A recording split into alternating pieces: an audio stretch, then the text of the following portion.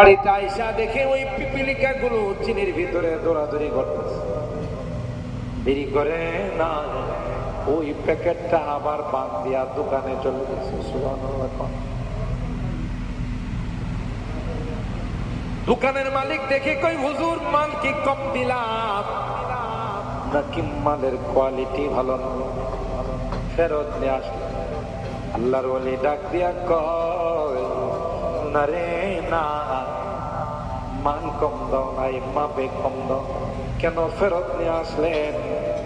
কই প্যাকেটটা খোলার পর প্যাকেটের মধ্যে কিছু পিপিলিকা দেখে, আমার মনে হয়েছে এই পিপিলিকা গুলো দলছুট হয়ে গেছে। তোমার দোকানে তাদের আত্মীয় স্বজন আছে, বিআই বিআইন আছে, কথা বলে ঠিক কিনা? ছেলে মেয়ে সব তোমার দোকানে আছে, পিপিলিকা গুলো দলছুট হয়ে গেছে, দল হারা হয়ে গেছে।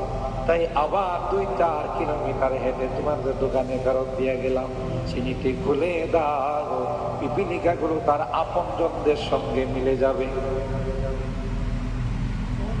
যে আল্লাহ ওয়ালারা, যে আলেমরা পিপিলিকাকে দলছুট করতে চায় না, আত্মীয় স্বজন হারা করতে চায় না, এরা কি মানুষ হত্যা করে